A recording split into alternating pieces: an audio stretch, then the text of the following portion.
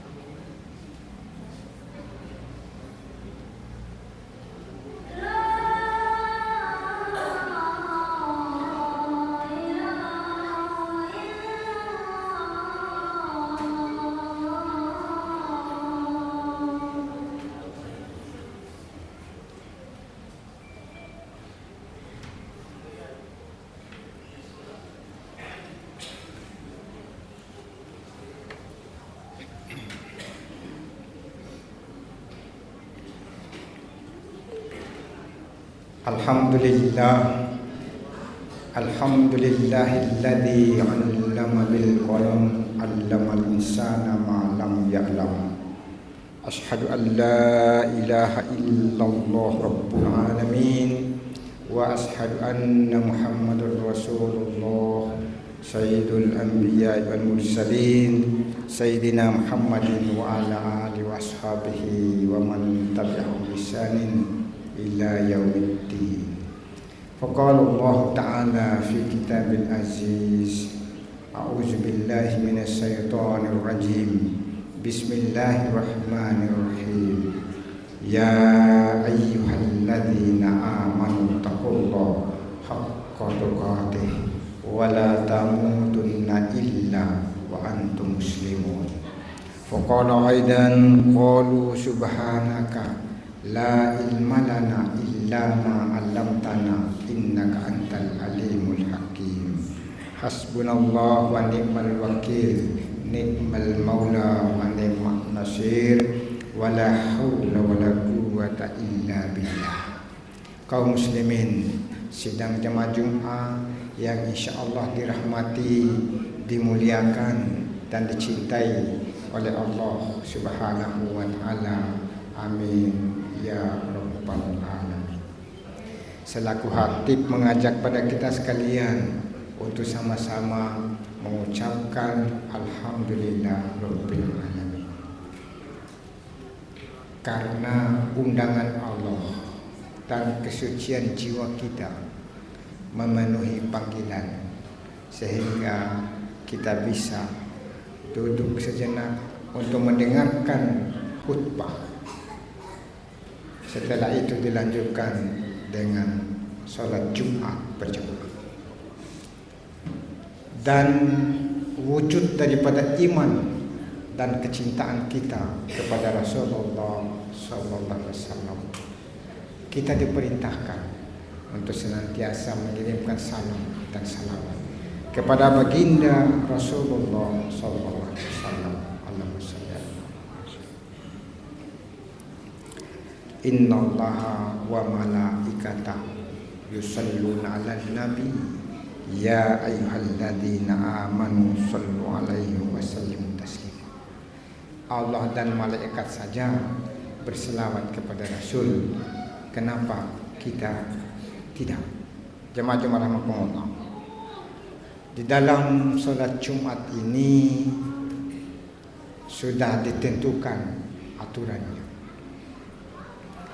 Kalau ada khatib yang membaca khutbah, dilarang untuk bicara, dilarang untuk berbisik. Makanya di kampung itu kalau khatib mau dipersilakan naik mimbar, berdirilah Bilal, amsitu wasma'u wa ati'u rahimakumullah. Diamlah, dengarkanlah, semoga Allah merahmatimu. Dilanjutkan barang siapa yang berbicara pada saat hakim membaca khutbah, maka dikatakan di situ sia-sialah Jumat. Kata sia-sia ada dua kemungkinan. Boleh jadi tidak dapat pahala karena tidur dan sandar. Tapi sia-sia ke yang kedua, kurang pahala. Karena itu jemaah-jemaah rahimakumullah, Rasulullah sallallahu alaihi wasallam, Allahumma shalli wa sallim wa barik alaihi, diabadikan oleh kelompok-kelompok tasawuf, kelompok sufi. Begitu pentingnya memasuki masjid di saf yang pertama, sehingga tasawuf itu diambil dari kata as-saf. Karena Rasulullah tegas, masuk di masjid segera cari saf yang paling depan dan isi saf yang masih kosong. Kenapa? Dalam pandangan ilmu tasawuf itu bahwa saf yang paling depan adalah saf yang paling mulia. Kenapa? Ini bukan tidak berdasar, tetapi di dalam riwayat hadis yang diriwayatkan oleh Abu Dawud statusnya sahih. Rasulullah SAW bersabda, Innallaha wa malaikatahu yusalluna ala suffuf al-awwal.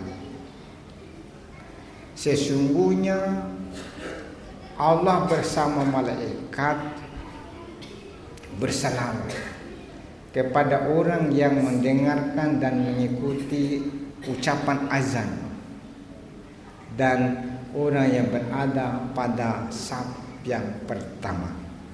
Dikembangkanlah dalam sebuah kisah bahwa saf pertama itu katanya pahala dapat unta, yang kedua gajah, dan seterusnya. Yang paling terakhir dia dapat burung gereja. Kenapa kira-kira jemaah-jemaah rahimakumullah diungkapkan, dijelaskan seperti, contohkan seperti itu supaya kita bisa berpikir, kan lebih bagus dapat unta daripada dapat burung gereja. Bagi yang tahu, tapi yang tidak tahu dimaafkan. Kenapa? Jangan sampai saf masih ada kosong di depan, lantas kita duduk di belakang, orang melangkahi kita. Itulah bagusnya itu masjid. Nah, sama dengan tempat lain. Nilai sosialnya itu jemaah-jemaah rahimakumullah, saf itu dirapatkan supaya tidak ada perbedaan di antara kita.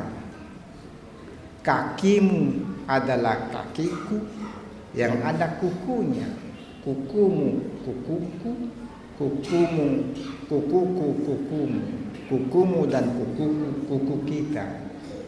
Tidak ada perbedaan pejabat dengan rakyat jelata di masjid. Siapa yang duluan ke depan, itulah yang diprioritaskan. Jemaah-jemaah rahimakumullah. Karena itu juga kalau masuk ke masjid, mohon maaf, jarang itu khatib menyampaikan. Dilarang itu bersandar bagi orang yang tidak punya wujud. Kenapa ya? Kalau sandar pasti ngantuk. Kalau ngantuk pasti ketiduran. Sebaiknya yang sudah tidur pergi berwudu. Kecuali yang sakit punggung. Kenapa? Duduk di dalam ajaran Islam itu diteliti oleh orang-orang kesehatan ada tiga. Duduk yang pertama duduk bersila. Itulah yang dipelajari oleh orang-orang yang yoga itu. Duduk yang kedua adalah duduk di antara dua sujud. Itu katanya meminimalisir peluang untuk ambeien. Kalau orang bagus duduknya sholat jauh dari ambeien, tapi jangan makan pantangannya. Yang ketiga adalah duduk seperti tahiyat akhir. Katanya diteliti bahwa duduk tahiyat akhir itu meminimalisir hernia. Makanya jarang itu ulama berpenyakit seperti itu. Kecuali sebagian ulama modern. Dia sholat tapi melanggar juga pantangannya. Jemaah-jemaah rahimakumullah. Yang kedua, semua kita yang hadir di sini jemaah-jemaah rahimakumullah antara harap dan cemas. Harapan itu adalah kita mau bertemu dengan Allah di sholat Jumat ya. Dan harapan kedua, nilai sholat itu bisa membangkitkan semangat kalau keluar dari masjid, kesadaran. Cemasnya adalah apa? Jangan-jangan sholatku ini kurang pahalanya. Makanya kalau masuk di masjid berwudu dulu, pakai pakaian yang bersih dan suci. Jangan pakai baju hasil korupsi, terganggu waktu kita duduk untuk melaksanakan sholat. Jangan juga makan makanan yang haram. Karena ada sebuah kisah bahwa ketika Rasulullah SAW lewat di sebuah masjid, tiba-tiba ada yang teriak, berdoanya teriak kayak memaksa Tuhan. Kata Rasulullah, wahai sahabatku, bagaimana mungkin doamu diterima oleh Allah?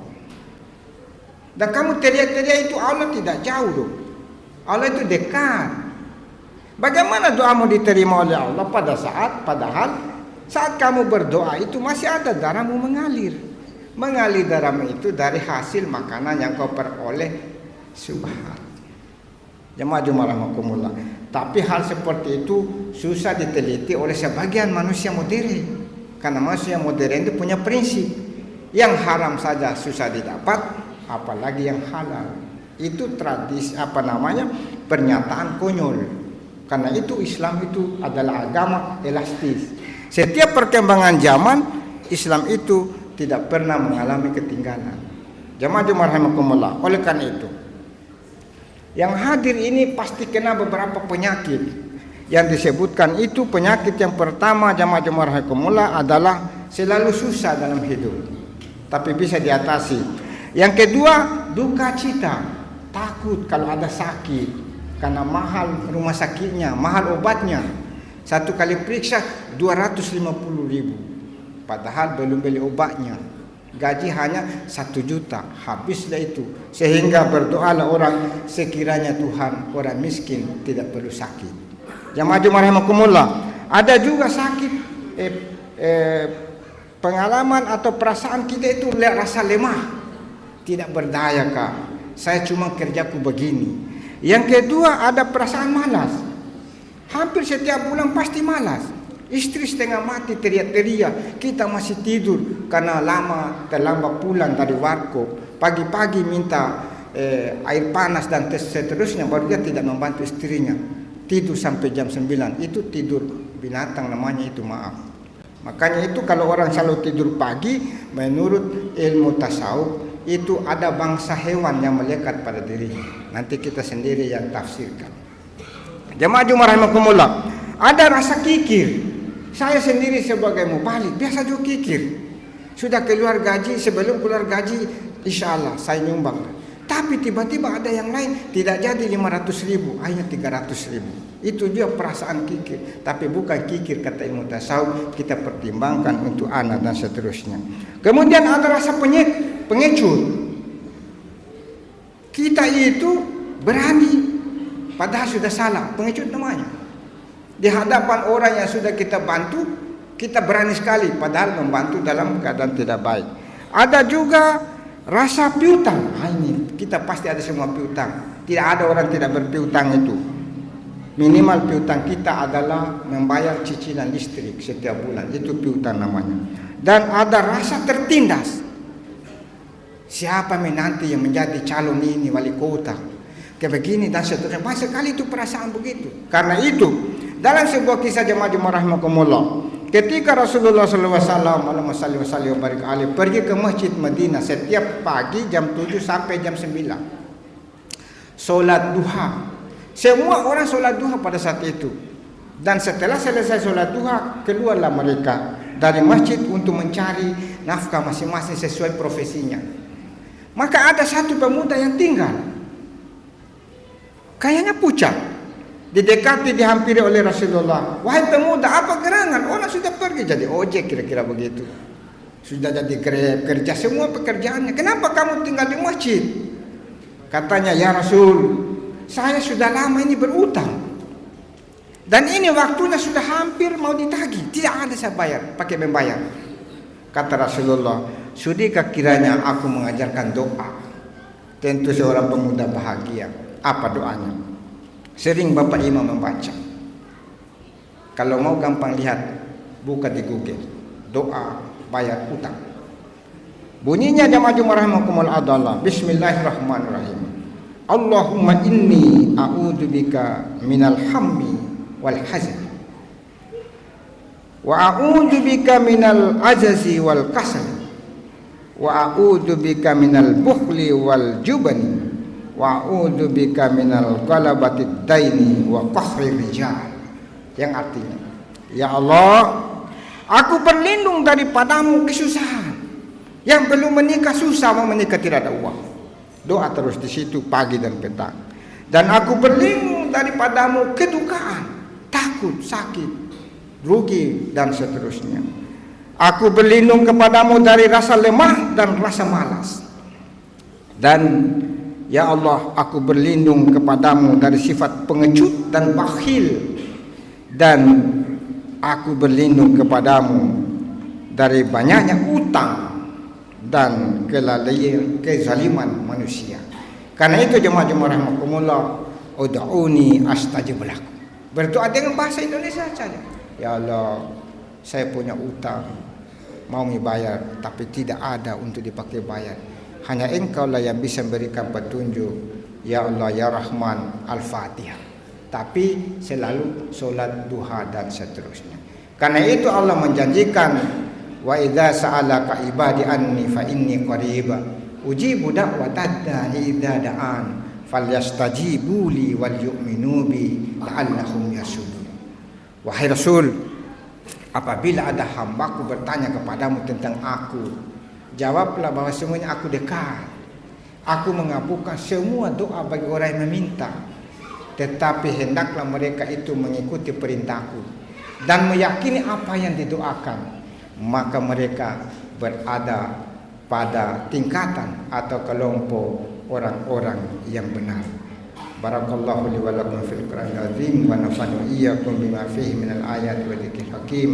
Wa taqabbal minni wa minkum tilawatahu innahu huwas samiul alim.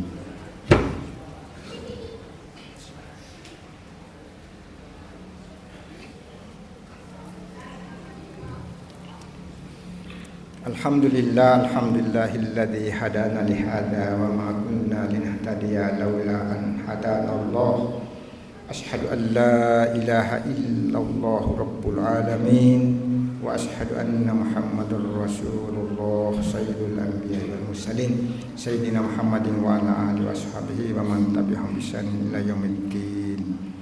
Faqala Allah ta'ala fi kitabil aziz, innallaha wa malaikatahu yusholluna 'alan nabi ya ayyuhalladzina amanu shollu 'alaihi wa sallimu taslima. Jemaah-jemaah rahimakumullah, marilah kita senantiasa menundukkan kepala sejenak, mengangkatkan kedua tangan memohon maghfirah ampunan Allah Subhanahu wa taala atas kesalahan baik sengaja maupun tidak, dan memohon petunjuk hidayah Allah. Semoga Allah senantiasa bersama kita, melindungi kita kapan dan di mana saja kita berada. Amin ya rabbal alamin. Allahumma shalli ala Muhammadin, Allahumma shalli ala Muhammadin wa ala ali sayyidina Muhammadin kama shallaita ala Ibrahim wa ala ali Ibrahim wa barik ala Muhammad wa ala ali Muhammad kama barakta ala Ibrahim wa ala ali Ibrahim fil alamin innaka Hamidum Majid. Allahumma ighfir lana wa liwalidina warhamhum kama rabbawna shighara wa jami'il mu'minina wal mu'minat wal muslimina wal muslimat al ahya'i minhum wal amwat birahmatika ya arhamar rahimin. Allahumma rabbana taqabbal minna salatana tamma waghfir lana dzunubana amma wa la tu'azzibna yaumal qiyamah innaka ala kulli syai'in qadir. Rabbana la tuzigh qulubana ba'da idh hadaitana wa hab lana min ladunka rahmah innaka antal wahhab. Rabbana zalamna anfusana wa lam taghfir lana wa tarhamna lanakunanna minal khasirin.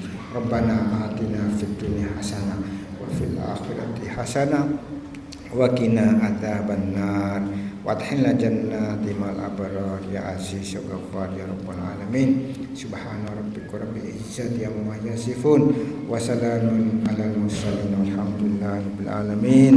Ibadallah, innallaha ya'muru bil adli wal ihsan wa ita'i dzil qurba wa yanha 'anil fahsya'i wal munkari wal baghi ya'idukum la'allakum tadhakkarun. Washkuru li adzkurkum wa li dzikrillahi akbar wallahu ya'lamu ma tasna'un. Aqimish shalah.